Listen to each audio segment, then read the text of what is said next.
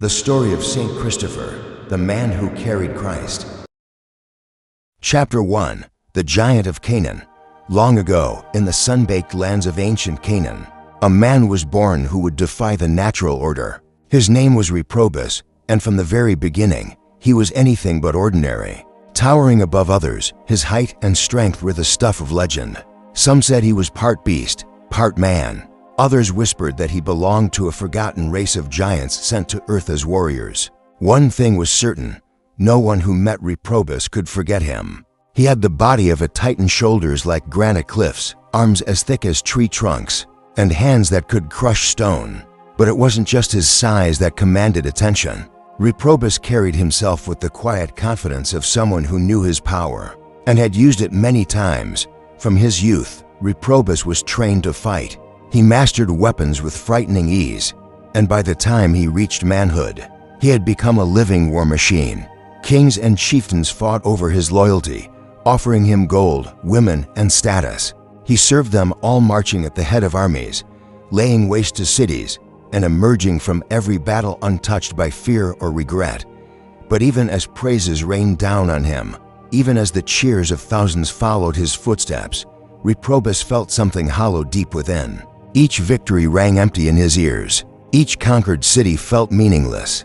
At night, while others celebrated, he would sit alone, staring into the fire, haunted by a simple, persistent thought: is this all there is to strength? He had been born a giant. He had lived like a god among men. But now, something in his massive heart whispered that he was meant for more, not just to serve kings of flesh and blood, but a ruler greater than any he had ever known. One evening, after a brutal battle that left hundreds dead and a city in ruins, Reprobus stood atop a hill, his armor blood-stained and battered, his sword still warm. The sunset bathed the battlefield in eerie orange light. Around him, soldiers looted, nobles celebrated, and servants rushed to prepare another feast. But Reprobus remained still, his gaze fixed on the distant horizon. And then, the question returned, clearer, louder, undeniable: whom shall I truly serve? He clenched his fists. The kings he had fought for were flawed. They feared death, craved power, and betrayed their own. He had been their tool, their beast of burden. No more. Reprobus made a vow to the wind and the sky: I will serve only the greatest king in the world, the one whose power no man can challenge, the one who deserves my strength, my life, my soul. The next morning, Reprobus left the camp. He took nothing but a walking staff and the armor on his back. No farewell, no speech, just a journey. He wandered through foreign lands, across burning deserts where the sun turned the ground to fire, through ancient forests where wolves followed him at a distance, and over snow-capped mountains that clawed at his flesh. Every step was a question, every mile a search for someone or something greater. In the cities he passed, people stared in awe. Some threw flowers, others ran in fear. He visited temples where priests claimed to serve gods, but none could answer the cry in his soul. He approached kings with silver crowns and golden thrones, but their words rang hollow, their power tainted with fear. Still, he searched. Along the way, stories began to circulate. A giant in armor, walking from land to land, asking rulers if they were the greatest in the world, asking whom they feared, asking who held dominion over life and death. Some mocked him, some called him mad, but others listened. Reprobus was not just a giant of body. He had become a giant of purpose, a man no longer driven by conquest, but by conviction. One night, as he rested beneath a lone olive tree near the border of a powerful kingdom, a passing merchant told him of a ruler known far and wide for his glory and dominion, a king whose armies stretched across empires, whose riches filled entire cities, whose word was law. This, the merchant said, is the mightiest man on earth. Reprobus stood, eyes alight. Then I will serve him. The next day, he marched to the king's palace, his footsteps shaking the ground. The guards tried to stop him until they saw his size. They bowed and led him inside. The king, seated on a jeweled throne, studied Reprobus with cautious interest. Who are you? I am Reprobus, he said. I seek the strongest ruler in the world. They say that is you. Let me serve you. The king smiled. Then kneel. Reprobus did not hesitate. For a time, it seemed that his quest had ended. He wore the royal crest. He rode with the king's army. He stood by his side in war councils and banquets. But something felt off. The king was powerful, yes, but he feared too much, feared enemies, feared omens, feared shadows. One night, a court musician sang a tale about the devil. Reprobus noticed something strange. The king grew pale. Every time the devil's name was mentioned, the king crossed himself in fear. After the feast, Reprobus asked him directly, "Why do you fear the devil?" The king's face darkened. "Because his power is beyond mine. He commands legions of demons. His wrath is eternal." Reprobus's heart sank. If even this mighty king feared another, then he was not the greatest. That very night, Reprobus left the palace. No ceremony, no goodbye, only the fire of a new vow burning inside. If the devil is greater than this king, then I shall find him. I shall serve him unless there is another still greater. And so, with heavy footsteps and a restless spirit, the giant walked once more into the unknown, his heart searching not just for power, but for a purpose worthy of the giant he had been born to be. Chapter 2. The Search for the Supreme King. The moon hung low over the horizon as Reprobus continued his solitary march. His breath steamed in the cold air, his armor damp with dew, his feet aching from weeks of travel. But nothing slowed him. Not hunger, not exhaustion, not fear. His heart was a compass, and it pointed only one way, toward the one who ruled over all, the one who held the highest power, the one worthy of a giant's service. He journeyed across withered plains and into dark forests where even birds dared not sing. He passed through villages where people bowed before idols carved from wood and stone. He watched as kings held parades in their own honor, their people forced to cheer, their banners painted in gold while their citizens starved. But none of these moved him. Reprobus was not seeking theater. He was seeking truth. One dusk, he arrived in a vast valley where a sprawling fortress rose above the hills like a sleeping beast. Smoke curled from its towers, banners waved with the symbol of a lion, and guards patrolled its walls in polished mail. This, he was told, was the kingdom of a man named Maximos, a warlord king whose power reached across the seas, whose armies crushed uprisings before they began, whose name mothers whispered to frighten their children into obedience. If there is anyone the devil might fear, the locals told him, it's King Maximos. That was enough for Reprobus. He approached the gates and demanded audience. At first, the guards scoffed at his rudeness until he stood to his full height, nearly twice the size of any man they'd ever seen, and proclaimed with thunder in his voice, "I am Reprobus, and I come not to conquer, but to serve the one who fears no one. Open the gates." The gates creaked open. Maximos, intrigued by the legend of the wandering giant, received Reprobus in his great hall. The king was clothed in velvet and fur, gold rings gleaming on every finger, and a crown set with sapphires resting on his brow. His eyes were sharp, his voice calm, and his confidence undeniable. "You say you wish to serve me?" he asked. "Yes," Reprobus said. "I am strong. I am loyal. I ask only that you be the greatest, for I will serve no one less." Maximos laughed a sound like the crack of thunder. "Then serve me, giant, and you will never want for anything again." And so, Reprobus stayed. He became a weapon of the crown, a symbol of strength. He rode beside the king in parades. He stood guard during royal audiences. His very presence deterred assassination attempts and silenced rebellion.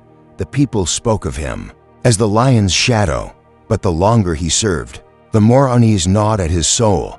King Maximos was indeed powerful, but he was not fearless. Reprobus noticed that the king flinched at bad omens, burned offerings during eclipses, and relied heavily on court magicians and omens.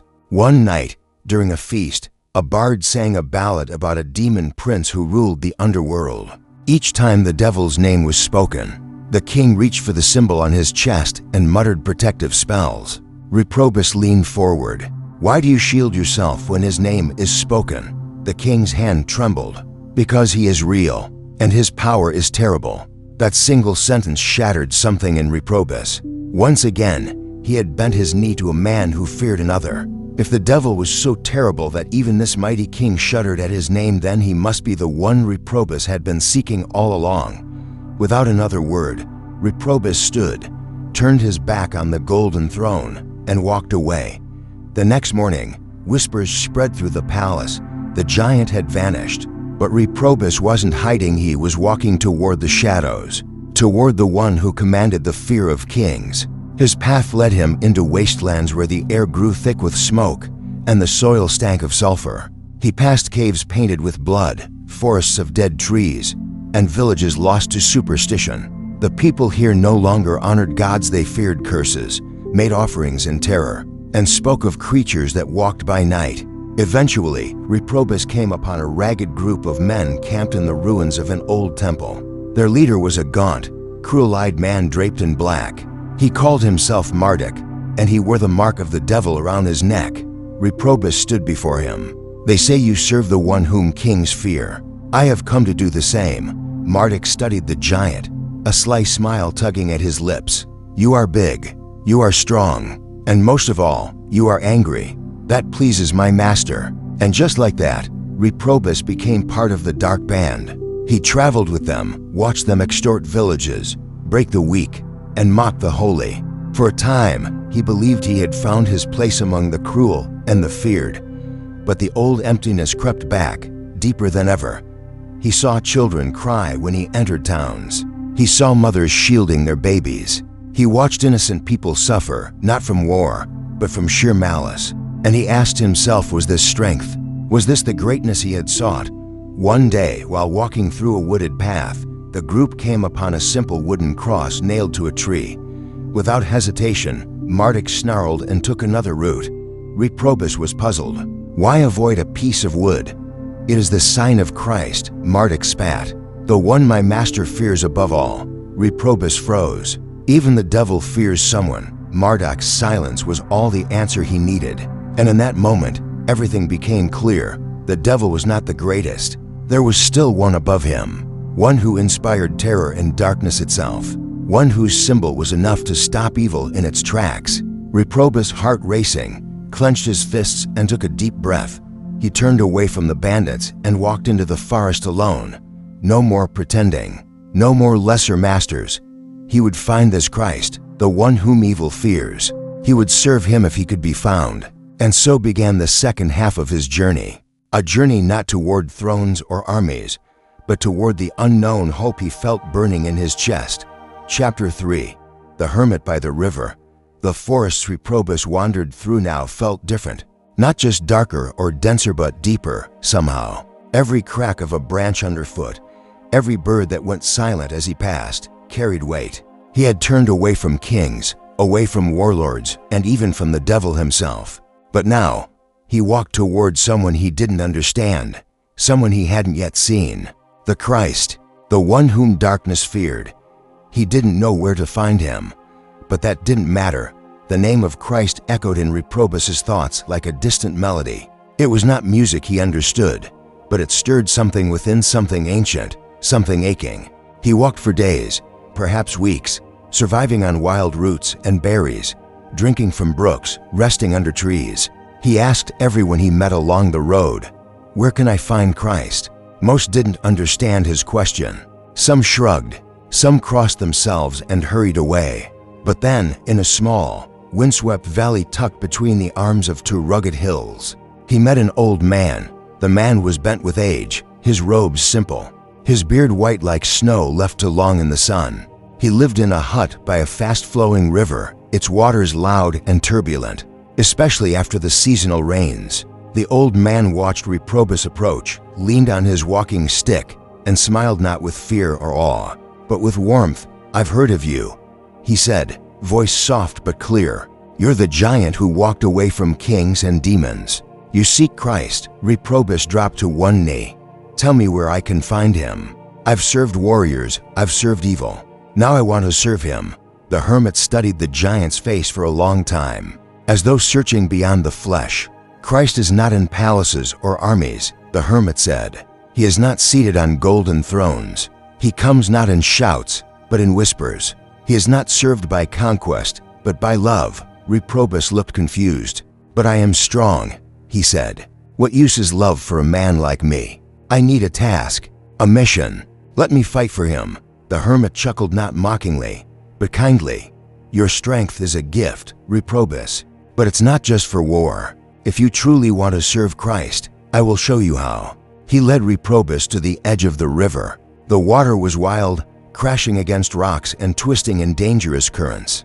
Across the river, a trail disappeared into the hills, and on it, people struggled to cross, old men, women carrying children, merchants with carts. Many slipped. Some turned back.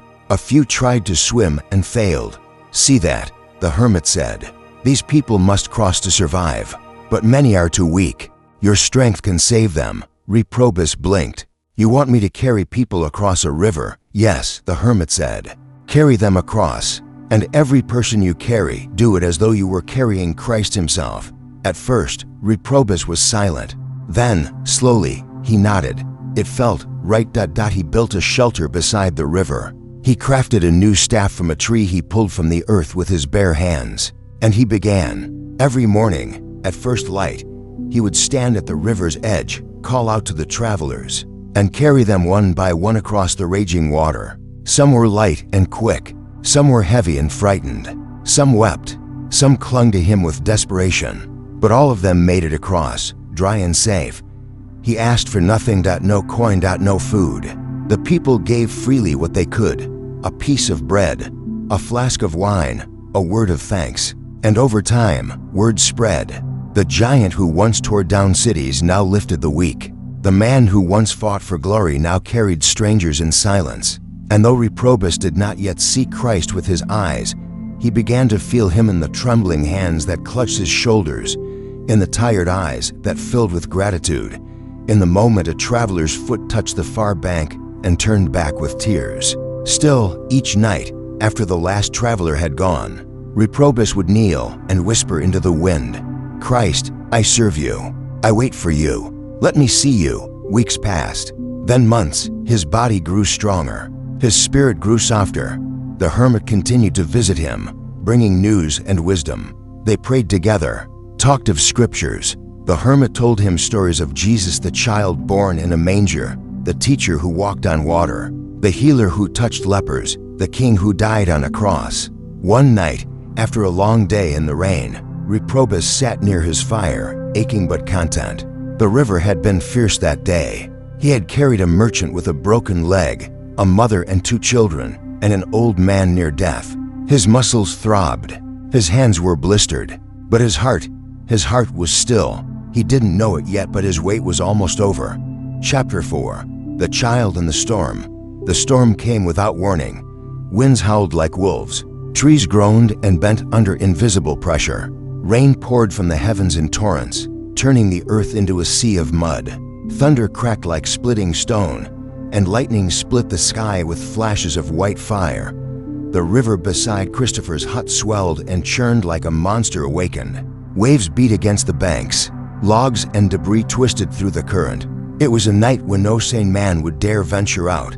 Inside his hut, Christopher sat by the fire, soaked to the bone, his great limbs aching from the day's labor. The rain tapped on the roof like desperate fingers. He had spent the entire day helping a desperate group of travelers cross before the storm arrived. Elderly couples, merchants with donkeys, mothers carrying newborns. The water had risen to his chest at times, but he had held strong, steady as a pillar in the current. Now, alone and exhausted, he leaned his back against the wall and let his eyes close. The fire flickered low. Then came a knock. No, not a knock, a voice, soft, barely louder than the storm. Yet it pierced the night like a song. Christopher, Christopher, help me cross. His eyes snapped open. For a moment, he thought he had imagined it. No one could be out in this weather. It was madness. Then again, Christopher, please help me. He rose slowly, took his staff, and stepped outside. The rain slapped his face like cold needles. The wind threatened to rip his cloak away. But there, on the far bank of the river, barely visible through the haze and rain, stood a child, a small boy no more than 6 or 7, barefoot, soaked, alone. Child, Christopher called. What are you doing out there? The river is too dangerous. I need to cross. The boy replied, voice steady, almost serene. Please carry me. Every instinct screamed to say no. The water was too high, the current too violent, but something in the child's voice, some strange peace that didn't match the chaos around them, called to him. Without another word, Christopher grabbed his massive staff, waded into the water, and reached the far bank. He knelt and lifted the boy onto his broad shoulders. The child weighed almost nothing. At first, Christopher turned and began his careful trek back into the storm-swollen river. The water surged past his waist, then his chest. He leaned into the current, planting his staff deep into the riverbed for balance. Then the weight began to grow. Each step, the boy on his shoulders felt heavier. First, like a sack of grain, then a grown man, then two. Christopher's knees began to buckle. His breath came in sharp gasps. The river pushed harder. "Child," he grunted between heaves. "You're heavy, like I'm carrying the weight of the whole world." The wind roared, but the boy's voice came calm and clear in his ear. "You are. What? You are carrying the weight of the world, and the one who made it." Christopher stopped midstream, heart thundering louder than the storm. The child on his back seemed to glow not from lightning, but from within. "I am Christ," the child said, "the one you have searched for, the one whom kings fear, the one the devil flees from. You have served me, Christopher. Every time you lifted another across these waters, you were carrying me." The storm fell silent. The rain softened to mist, and the river, that furious beast, stilled like glass beneath his feet. Christopher staggered to the far bank and dropped to his knees. The child stepped down from his shoulders. He was still small but now radiant. Light poured from his eyes. His very presence warmed the cold air. Christopher bowed low, forehead touching the muddy ground. "My Lord," he whispered, "I have waited for you, and I have watched you." Christ replied, "You were strong when you fought for kings. You were misguided when you served evil, but you were faithful when you carried the least of my brothers. And so, you carried me." Tears streamed down the giant's face, washed away by the rain. "Tell me how I may serve you better." The child placed a small hand on Christopher's head. "From now on, you shall no longer be called Reprobus. Your name is Christopher, bearer of Christ. You carried me once on your shoulders. Now carry me always in your heart. Go and tell the world what happened here." With that, the light faded. The child was gone. Christopher remained on his knees until dawn. And when the sun finally rose, golden and soft through the remaining clouds, he turned to see his staff as old, weather-beaten walking stick sprouting green shoots from the muddy earth. By evening, it had become a tree, alive, flourishing, a miracle for all to see. And from that day on, the man once known for war, for destruction, for wandering without a cause became something else entirely. He became a witness. Chapter 5, The Christ-Bearer's Calling. The sun rose slow and golden over the riverbank, burning away the last shreds of storm. Christopher stood barefoot in the wet earth, his eyes fixed on the miraculous sight before him, his staff. The one he had plunged into the mud to steady himself during the storm had sprouted roots. Green leaves unfurled from the top, trembling in the morning breeze. Tiny white flowers bloomed along the shaft. What had once been a dead, gnarled stick weathered by years of war and burden was now a living tree. He didn't need the hermit to tell him it was a sign. Christopher knew in his bones his service had been accepted. The Lord he had sought for so long had finally revealed himself, not in thunder, not in fire, but in the arms of a small child who bore the weight of heaven in his words. That morning, Christopher knelt before the tree and whispered, "I carried you once, Lord. Now carry me wherever you will." Later that day, the hermit returned from his mountain prayers. When he saw the tree where the staff had been, he dropped to his knees with tears streaming down his cheeks. "You've seen him," the hermit said in awe. Christopher nodded. "I carried him across the river." The old man smiled. "Then you have carried the world itself." From that day on, Christopher's fame spread beyond the valleys and hills. Word of his encounter reached merchants, pilgrims, farmers, and wanderers. But it wasn't just the miracle they came to see, it was the man. The giant once feared as a warrior now welcomed travelers with open arms, a quiet smile, and eyes that held something deeper than strength, peace. He still stood by the river each day. He still carried the weak and weary across its waters. But now, something had changed. His every action, his every word, bore a new kind of weight, not the weight of muscle or force, but of love, humility, and divine purpose. Children clung to his legs in laughter. Elders blessed him with trembling hands. Many came just to speak with him, to ask what it was like to meet Christ face to face. He never exaggerated. He never glorified himself. He told them exactly what had happened. A child had asked to be carried, and he had obeyed. That's how he comes, Christopher would say. Not always in visions or fire from the sky. Sometimes he comes asking to be carried. In the stranger, in the beggar, in the lonely child. And when you carry them, you carry him. He didn't preach like a priest or argue like a scholar. He simply lived the truth, and that was enough. One day, a small group of travelers arrived, poor, ragged, and exhausted. Among them was a man with a withered arm, his face gaunt from hunger. Christopher brought them food and helped each one cross the river. But when he placed the last man on the far bank, the man said through tears, "You have saved me twice, once from hunger and once from despair." Christopher knelt and took the man's hand. "You're not alone. You never were." That night, as stars shimmered over the river, Christopher sat by the fire with the hermit. "I feel something stirring inside," he said. "Something calling me beyond this place." The hermit nodded slowly. "That's the Spirit. You were made to carry not only people across rivers, but truth across lands. Others must hear what you've seen, what you've lived." Christopher looked out toward the dark hills. "Then I must go." The hermit placed a hand on his shoulder. "Go with God. Christ-bearer, you carry more than a message, you carry hope." And so, the next morning, Christopher left the river behind. He didn't take much, only his cloak, a walking staff cut from a branch of the miracle tree, and the quiet confidence that comes from having walked with the divine. He traveled from village to village, sharing his story, not to boast, not to seek fame, but because he had seen what few ever do, and it was too good to keep hidden. He told them of the kings he'd served and how they feared the devil. He told them of the devil himself and how even darkness feared the cross. He told them of the child on the riverbank, the one who bore the weight of the world, and yet asked to be carried by a man. Some laughed, some cried, some believed instantly, others needed time. But everywhere he went, people remembered him, not just for his size, not just for his strength, but for the light he carried inside. He became a walking symbol of faith living, proof that even the most unlikely soul can become holy when they choose to serve, not rule. And when people asked, "Why did he choose you?" Christopher always answered the same way, "Because I said yes." Chapter 6, The Weight of the World. The road unfolded before Christopher like a tapestry of unknowns. He walked not for conquest nor comfort, but for a calling that lived in his chest like fire in the bones. The places he went, the people he met, they were not grand cities or royal courts, but dusty crossroads, broken villages, lonely pilgrims.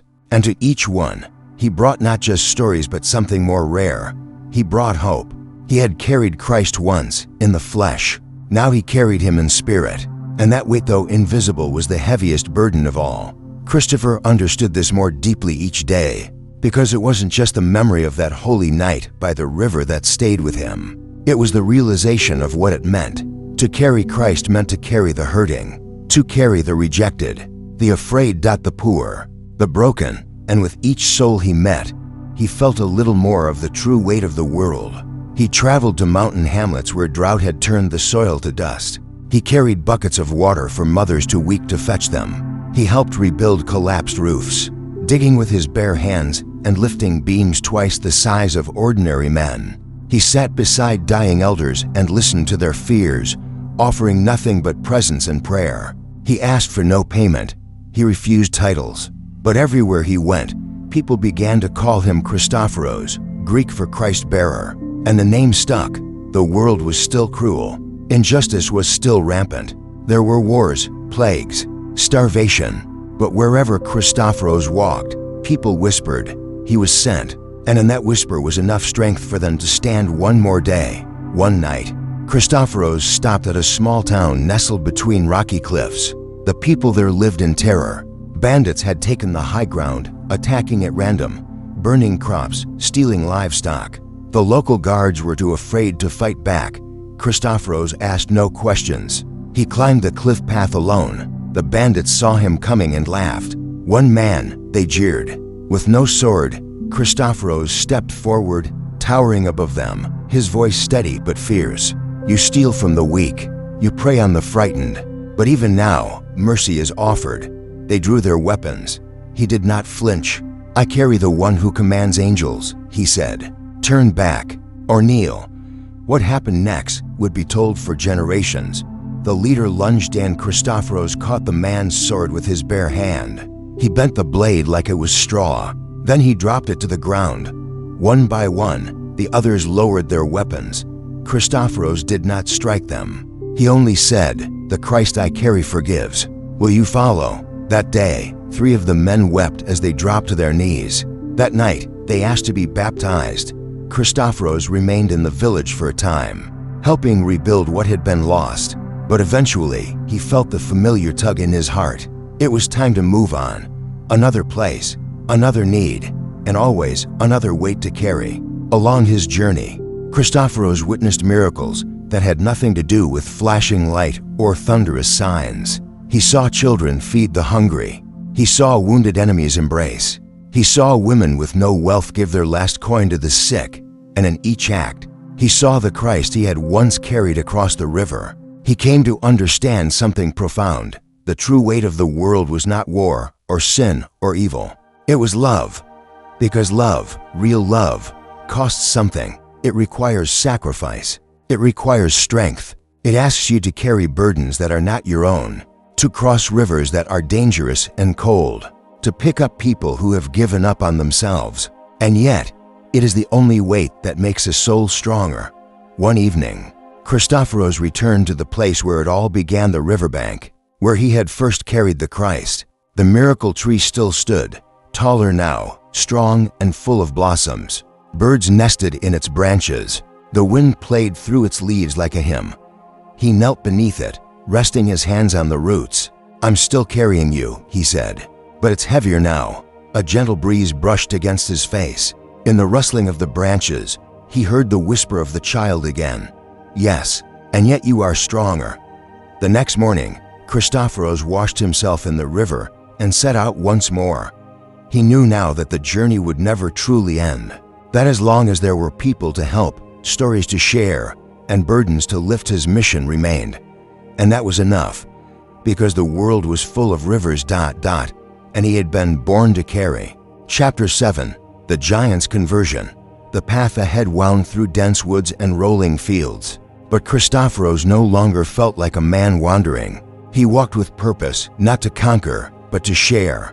Every step took him deeper into his calling, not only as a bearer of Christ, but as a messenger of transformation. The giant who once shook the earth with war now shook hearts with his story.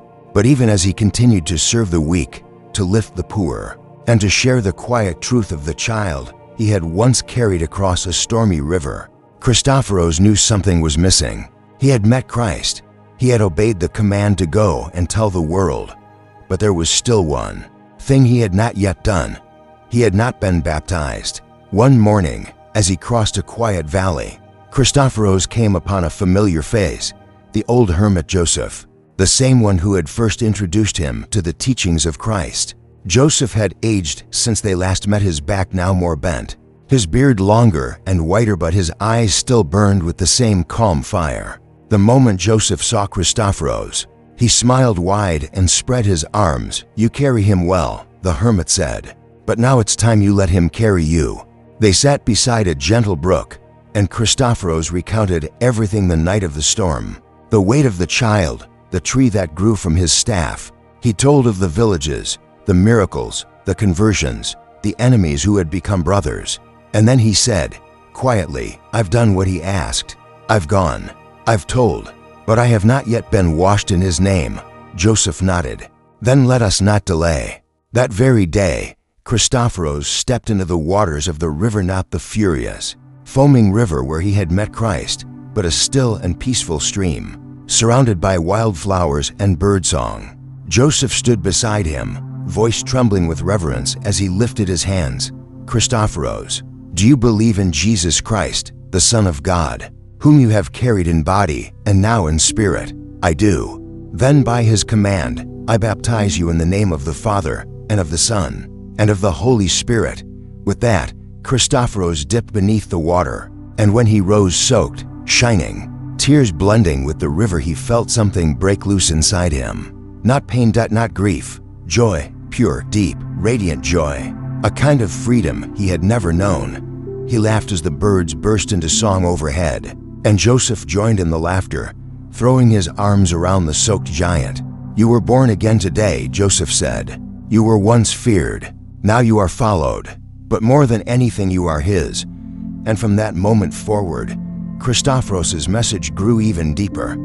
Now when he spoke to people about Christ, he didn't just tell them of the child he had carried or the miracles he had witnessed. He spoke of rebirth, of forgiveness, of becoming someone entirely new. He returned to towns where he had already served, and this time, instead of only carrying people across rivers, he invited them into the waters of new life. He baptized dozens, then hundreds, teaching them what he had learned, that the strongest thing a man can do is surrender to love. He told them about the change in his own soul, how the power he once sought in battle he had now found in peace, how the identity he once carved with blood and fire had been replaced by something far greater. And people responded. Fishermen and farmers laid down old grudges. Thieves returned what they had stolen. Soldiers learned to pray. And always after baptizing someone, Christophoros would help them rise from the water and say, "Now you carry him, too." It wasn't long before his story began to ripple across the countryside. Word of the giant who once served kings and devils, but now served Christ, spread to every village, town, and crossroads. Pilgrims came seeking him. The sick came hoping for healing. The lost came searching for direction. And Christophoros welcomed them all. He preached in the open air, never behind walls. He taught with stories, not lectures. His hands were still calloused and strong, but they were now used to build, to bless, to baptize. More than once, miracles happened in his presence. A blind child who touched his robe regained her sight. A man paralyzed with grief rose after prayer. A young woman, cursed by her town as a sinner, wept as Christophoros called her daughter, and she never looked back. But Christophoros never took credit. "It is not me," he always said. "It is Christ, whom I carry and who carries me." Still, not everyone was pleased.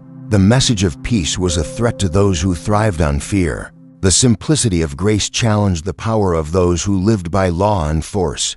Whispers began in the cities, "This giant is dangerous. He turns men's hearts. He undermines the temples.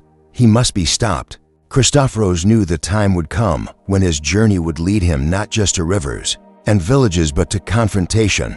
But he was not afraid. He remembered the storm. He remembered the weight. He remembered the voice in the wind. And he knew the one he carried would be with him, even to the end. Chapter 8: Miracles and Warnings. By the time Christophoros reached the edge of the province of Lycia, the lands ahead were buzzing with whispers of a giant who bore Christ in his heart.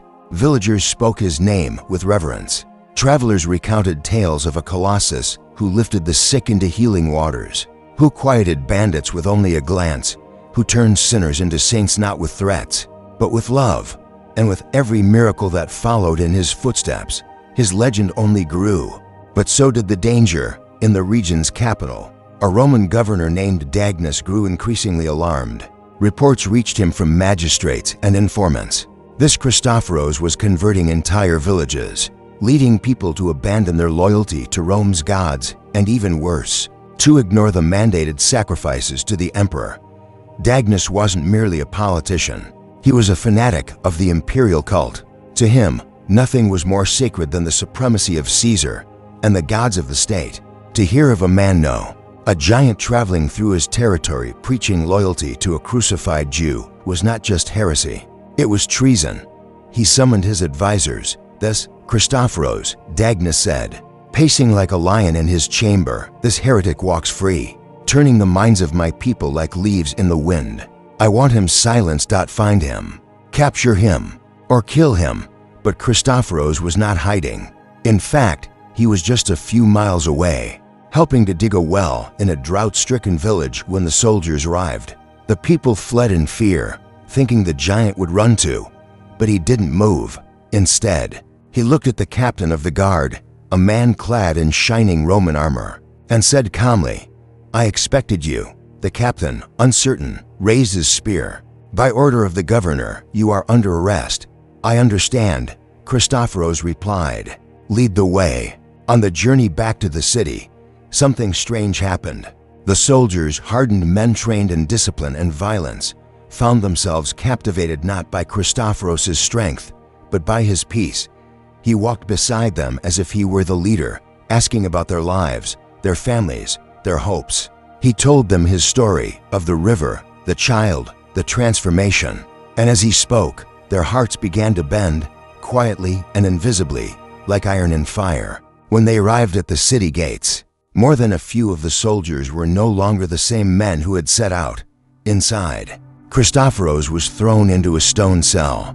Dagnus had expected a savage, a brute, a wild man. What he found instead was someone dangerous in a completely different way. "You don't tremble," Dagnus said through clenched teeth.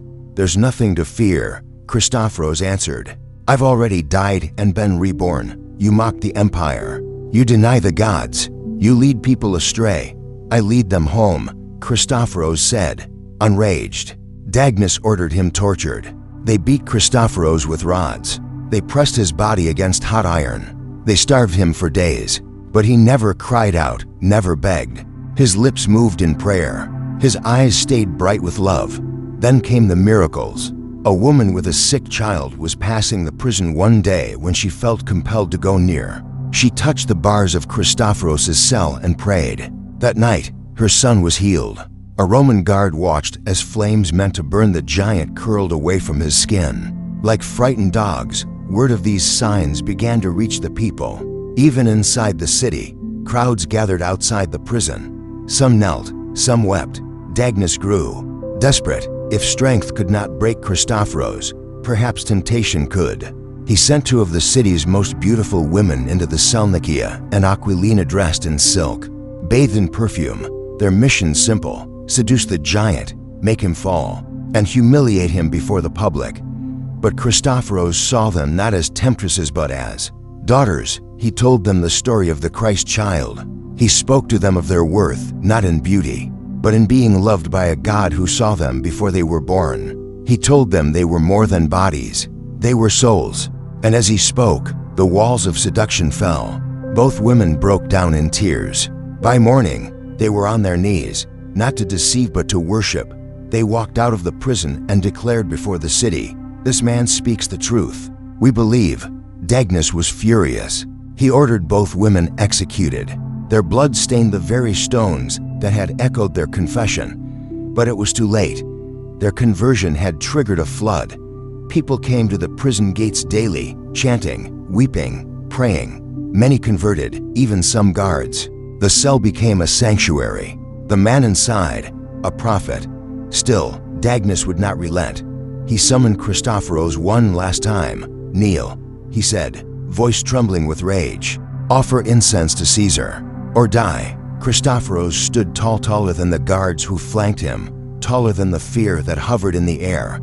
"I have already chosen my king," he said, "and he does not sit on a throne of gold, but on a cross of wood." With that, the order was given. Christophoros was to be executed the next morning. Chapter 9: The Trial of Fire and Faith.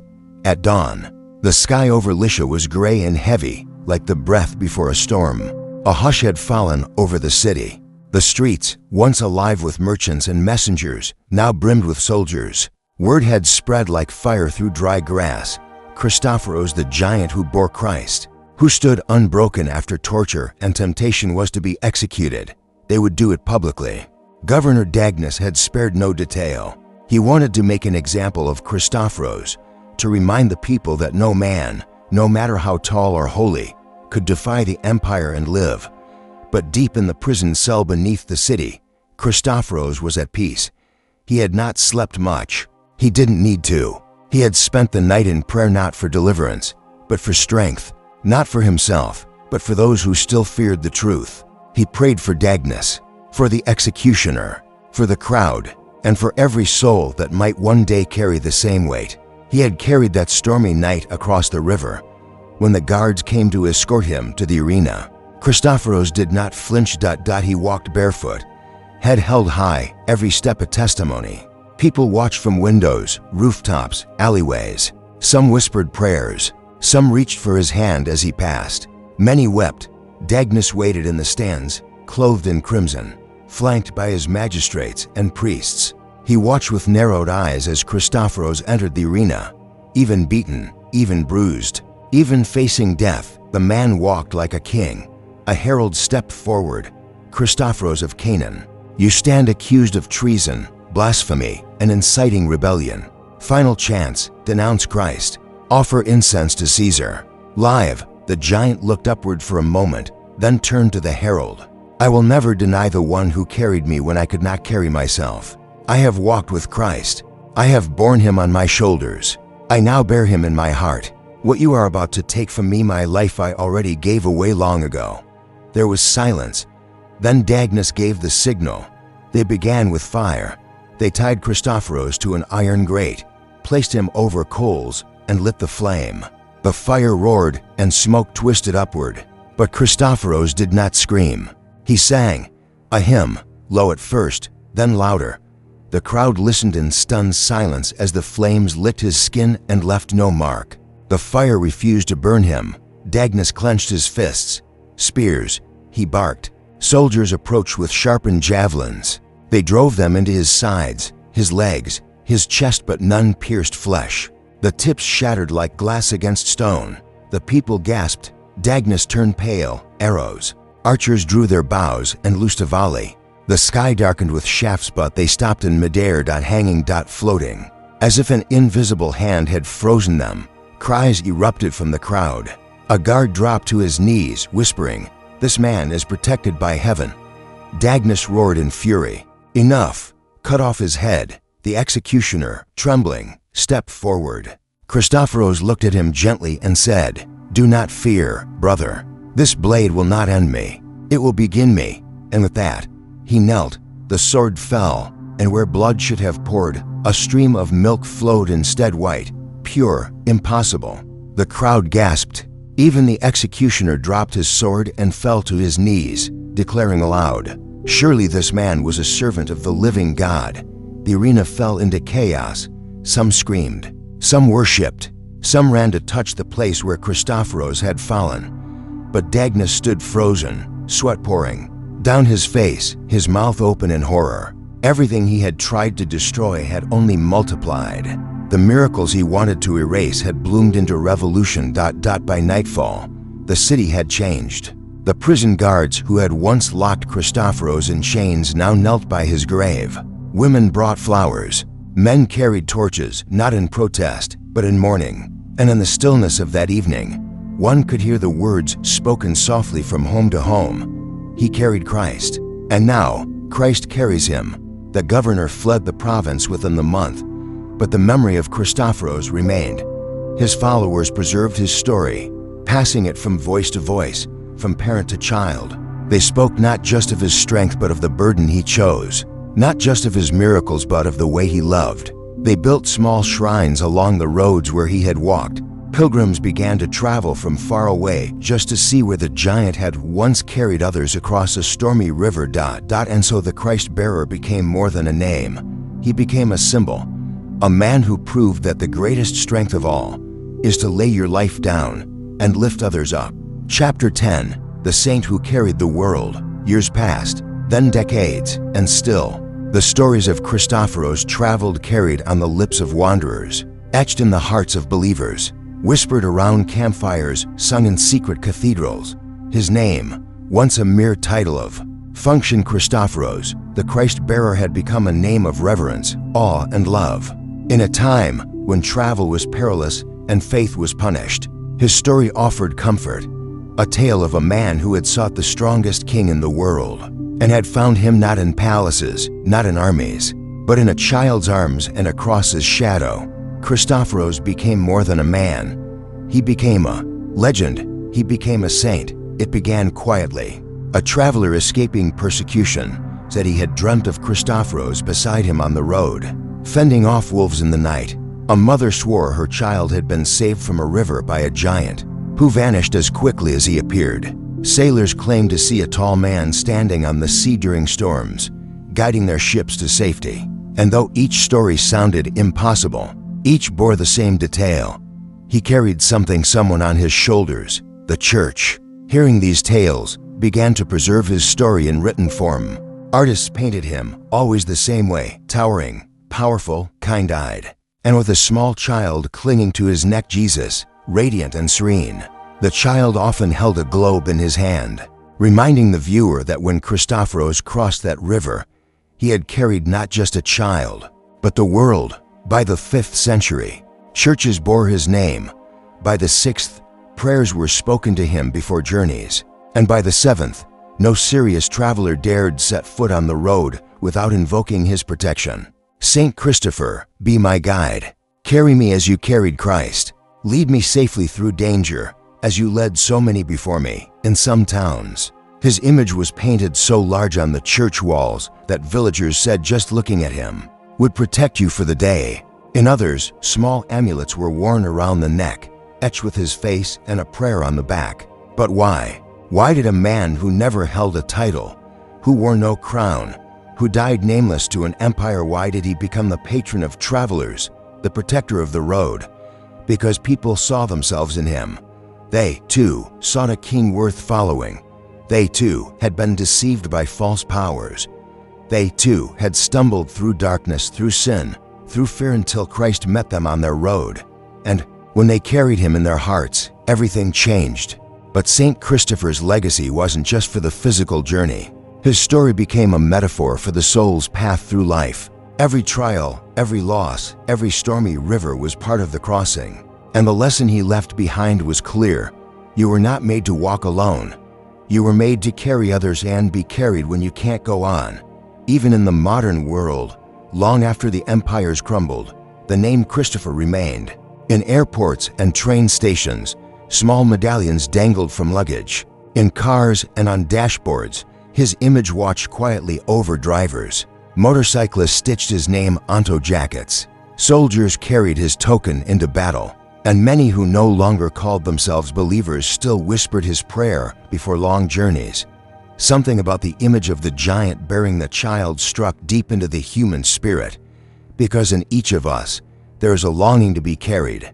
And in each of us, there is a calling to carry. In the late 20th century, after much theological debate and historical uncertainty, the Church quietly removed St. Christopher from the universal calendar of saints. His feast day, once widely celebrated, became optional in the liturgy. But the people never forgot him. The Church may question his biography. Scholars may debate the facts. But in the hearts of the faithful and even in the hearts of many who had no religion, Christopher remained. Because some stories are more than history. They are truth.